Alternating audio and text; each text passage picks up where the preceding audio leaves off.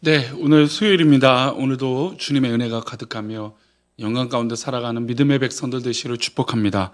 잠시 기도하시고 오늘의 말씀 나누겠습니다. 하나님 아버지, 우리가 주의 은혜로 살아가며 주의 영광 가운데 살아가는 믿음의 성도들 되게 도와주옵소서. 우리와 함께 하시고 우리를 돌보시는 예수 그리스도 이름으로 기도합니다. 아멘. 오늘의 말씀은 데살로니가 후서 1장 1절입니다. 제목은 하나님의 은혜입니다. 라고 하는 제목으로 말씀 나누겠습니다. 1절 말씀 함께 읽겠습니다. 바울과 실레아노와 디모데는 하나님 우리 아버지와 주 예수 그리스도 안에 있는 데살로니가인의 교회에 편지하노니. 아멘. 사람이 살아가는데 가장 중요한 관계, 그러니까 인간관계에서 중요한 것은 주고받는 것입니다. 그 관계라고 하는 것이 성립되기 위해서는 주는 것이 있고 받는 것이 있어야 돼요. 한쪽만 줄 수도 없고 한쪽만 받을 수도 없습니다. 받기만 하기도 어렵고 주기만 하기도 어려운 게 바로 그것이죠. 그러니까 이것이 꼭 현상을, 물질을, 어떤 그런 물체를 주는 거 받고만 하는 것이 아니라 마음을 주고받고 생각을 주고받고 말과 말을 주고받는 것이 바로 관계의 중요한 것이죠. 그런데 여기에 또한 중요한 것은 얼마나 그 주고받는 것에 감사하느냐가 정말로 중요한 인간관계의 중요한 요소입니다. 사실 감사할 줄 알아요. 그러니까 내가 좋아하는 사람, 내가 사랑하는 사람, 내가 정말 늘 가까이 있는 사람은 뭐 할 줄 아는 사람이냐면 나에 대해서 감사할 줄 아는 사람이 가까운 사람이 되는 경우가 많아요. 그러니까 어떤 사람이 주고받고 해도 똑같은 것을 해도 어떤 사람은 얄미운 사람이 생길 수도 있고 어떤 사람은 그냥 좋은 사람이 있어요. 근데 그 미묘하지만 저 사람이 내가 요구하는 감사를 해낼 수 있는 사람, 그 사람이 나에게 이 본능적으로는 생각적으로 그 관계를 좋게 여기게 된다는 겁니다. 특별히 신앙 안에서 가장 중요한 믿음의 핵심은 감사라고 할 수 있죠. 우리가 이제 추수감사절에 감사 열매 나무를 고백하기 위해서 지금 우리 계단에 붙여놓고 있습니다. 성도님들 부탁드리는 것은 평소에 감사의 모습을 돌아보는 것은 너무나 중요해요. 그래서 그 감사의 모습을 돌아보고 나서 내가 또 어떤 기도를 하나님 앞에 드려야 될지 고민할 필요가 있는 것이죠. 그러니 성도님들 감사해 보십시오. 그러면 그 감사를 과연 누구한테 해야 될까요? 당연히 하나님께 해야 되겠죠. 하나님에 대해서 모든 것을 감사하다고 바울사도는 자주 언급합니다. 이는 아주 바람직한 태도이죠. 우리 신앙인 모두 다 하나님 앞에 감사합니다 라고 고백하는 건 굉장히 중요합니다. 나의 능력, 나의 힘으로 살아가는 것이 아니라 나의 모든 것 대신 우리 하나님의 은혜로 살아가는 것, 그것을 알고 깨달아서 감사할 줄 아는 신앙은 굉장히 중요한 것이죠. 오늘 읽은 우리 데살로니가 후서인 이 본문에서도 바울 사도는 감사를 표현합니다. 데살로니가 후서는 전서를 기록한 후에 고린도에서 이어서 기록한 서신이에요. 그러니까 고린도에서 이어서 이 전서도 쓰고 데살로니가 전서도 쓰고 후서도 쓴 것입니다. 그래서 바울 사도가 데살로니가 교회가 고난 가운데도 흩어지지 않고 믿음을 지키고 살아가는 것에 대해서 너무나 기뻤어요. 너희들은 형제들을 사랑하고 정말 힘써서 살아가는 것이구나 라고 기뻐했습니다. 그래서 바울은 데살로니가 전서에서 이런 교회의 모습을 적극적으로 더욱더 발전해야 된다, 잘하고 있으니까 더욱더 잘해야 된다라고 말씀하고 있어요.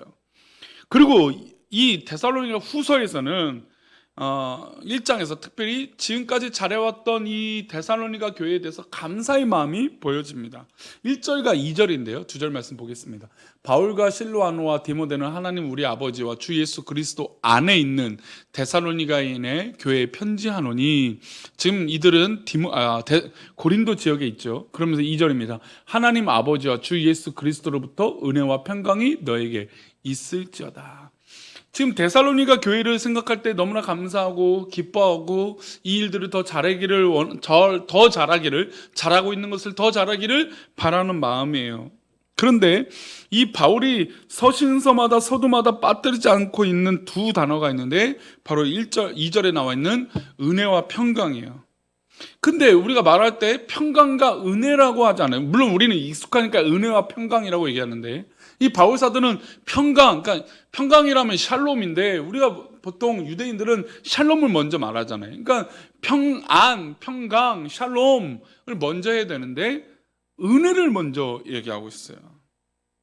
은혜를 받는 것이 더욱더 중요하고 은혜로 말미암아 뭘 탈 수 있을까요? 샬롬할 수 있다는 겁니다. 바울 사도는 이것이 굉장히 중요해요. 평강이 먼저가 아니라 은혜를 먼저 받아야 평강할 수 있다는 것을 이 귀한 짧은 말씀 가운데도 비춰주고 있는 것이죠. 바울은 스스로가 하나님의 은혜를 많이 경험한 사람입니다. 담에석 도상에서 예수님을 만나게 되고 자신을 찾아오신 예수님 만남으로 전적으로 변화된 은혜를 경험했습니다. 사실 그는 핍박자고 살인자였습니다. 예수님을 믿는 사람들을 잡아다가 옥에 가두고 그것이 나에게 너무나 최선의 일이다라고 믿었던 사람입니다. 그가 은혜를 구한 것이 아니고 주님이 먼저 찾아오신 것입니다. 그래서 바울 사도는 평강과 은혜가 아니라 은혜와 평강인 것이죠. 주님의 놀라운 은혜를 받은 바울 사도에게 은혜가 먼저인 것을 고백한 것입니다. 그가 회심한 후에 많은 사람들이 바울 사도를 두려워했습니다. 왜냐하면 사울의 행적을 알고 있기 때문이에요. 사울이었던 때에 믿음의 사람들을 잡아 가뒀기 때문에 저 사람을 가까이 하기에는 너무나 어려웠어요. 그런데 누가 그를 믿어줬습니까? 우리가 잘 알고 있는 바나바입니다. 바나바가 그를 믿어주고 품어줬습니다. 그리고 그를 데려가서 누구에게 소개를 시켜주냐면 사도들, 제자들에게 이 바울을 소개합니다.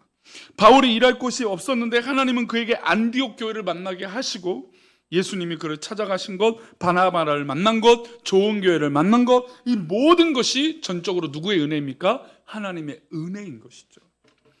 바울이 이것을 잘 알고 있었기 때문에 그가 기록하는 서신마다 은혜를 앞세우는 겁니다. 사랑하는 우리 교회 성도님들, 그래서 우리는 감사를 해야 되는 거예요. 우리 가운데 일어나는 일에 대해서 감사할 줄 아는 그런 신앙의 모습이 필요하다는 겁니다. 평강은 은혜를 받은 자가 이 땅에서 누리는 하나님의 특별한 선물입니다. 은혜를 받은 자가 누리는 것이 무엇입니까? 바로 평강이에요. 은혜 받은 사람이 평강을 누릴 수 있습니다. 우리는 어떻습니까? 하나님께서 부어주신 은혜가 특별하고 놀랍지만 받은 은혜에 먼저 감사하지 않고 평강 안에만 안주하려고 하는 신앙의 모습이 우리 가운데 있지 않습니까? 한국교회가 지금 은혜가 먼저가 아니라 평강이 우선인 교회, 그런 교회가 되고 있다는 것이죠. 바울은 이어서 데살로니가 성도들에게 말합니다. 3절 상반절 말씀인데 보겠습니다. 형제들아, 우리가 너희를 위하여 항상 하나님께 감사할지니. 그러니까 바울 사도는 지금 감사가 먼저 나온 거예요. 데살로니가 교인들을 생각할 때만 해도 감사가 저절로 나온 것입니다. 우리가 서로를 생각하고 교회를 생각하고 성도들을 생각할 때 감사가 먼저 나와야 되는 겁니다. 3절 하반절과 후반절과 4절 말씀 이어서 보겠습니다. 형제들아, 우리가 너희를 위하여 항상 하나님께 감사할지니 이것이 당연하면 너희의 믿음이 더욱 자라고 너희가 다 각기 서로 사랑함이 풍성함이니. 바울 사도가 데살로니가 교인들을 볼 때 너무나 감사한 게 들어요. 왜냐하면 그들의 믿음이 더욱더 계속 자라고 있는 것이 보인 것이죠. 저도 우리 교회 성도들이 믿음이 자라기를 축복합니다. 그 모습이 목사에겐 가장 감사하고 기뻐할 일이에요. 그래서 바울 사도는 데살로니가 교회를 볼 때 너무나 감사했죠. 그리고 그들은 어떻게 했습니까? 각기 서로 사랑함이 풍성했습니다. 우리 사랑하는 우리 교회가 이름처럼 정말로 사랑함, 풍성함이 넘치기를 축복합니다. 그래서 데살로니가 후서 1장 4절은 이렇게 말합니다. 그러므로 너희가 견디고 있는 모든 박해와 환난 중에서 너희 인내와 믿음으로 말미암아 하나님의 여러 교회에서 우리가 친히 자랑한다. 데살로니가 교회가 자랑할 만한 교회가 돼요. 어떻게 해요? 너희가 견디고 있는 모든 박해와 환난 중에서 너희의 인내와 믿음으로 말미암아. 지금 데살로니가 교회는 이 환난 중에서도 인내와 믿음으로 서 있는 것입니다. 그러니까 바울 사도는 자랑이 되는 것이죠. 사실 데살로니가 전서 1장에서 이렇게 말했어요. 믿음의 역사와 사랑의 수고와 소망, 인내, 이 말씀을 풀어낸 게 바로 이 방금 읽었던 말씀이에요. 믿음에 머물러 있지 않고 자라고 성장하고 있는 것, 사랑이 머물러 있지 않고 풍성해지는 것, 인내로서 환난을 극복하는 것, 이 모든 것이 하나님께 감사할 일인 것이죠. 바울은 성도들의 성장을 자신의 공으로 돌리지 않았습니다. 하나님의 은혜예요. 그저 하나님께 감사할 뿐입니다. 데살로니가 교인들을 볼 때마다 그냥 감사해요. 우리는 바울의 이런 태도를 배워야 될 줄 믿습니다. 지금까지 살아오면서 내가 이루었다고 생각하고 내가 했다라고 생각했던 그런 자만과 교만이 사라져야 되는 것입니다. 가정 안에서도 자녀들을 향해서도 마찬가지인 것이죠. 내가 이룬 것이 대단하다라고 생각할 때 큰 착각인 것입니다. 바울은 1장을 마무리하면서 하나님께 영광을 올려드려요. 12절 말씀입니다. 우리 하나님과 주 예수 그리스도의 은혜대로 우리 주 예수의 이름이 너희 가운데서 영광을 받으시고 너희도 그 안에서 영광을 받게 하려 합니다. 영광을 받는 순서가 중요해요. 우리 주 예수 그리스도의 이름이 먼저 영광이죠. 그리고 너희도 영광을 받게 합니다 하는 것입니다. 이게 바로 은혜와 평강의 역사예요. 하나님의 영광이 우리 주님께 가득함으로 우리가 받는 것입니다. 그러니 우리가 무엇을 살아야 생각하고 사모해야 됩니까? 오늘도 하루의 삶이 하나님의 은혜입니다 라고 고백하는 것이에요. 사랑하는 우리 교회 성도님들, 오늘 하루도 하나님의 은혜입니다, 그 은혜가 감사합니다 라고 말하며 고백하며 체험하고 증거가 되어지는 놀라운 은혜가 우리 가운데 있기를 축복합니다. 기도하겠습니다.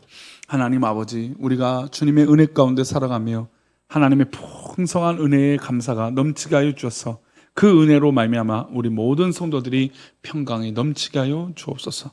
우리를 지키시고 인도하여 주실 것을 믿사옵고 거룩하신 예수 그리스도 이름으로 기도 올리옵나이다. 아멘.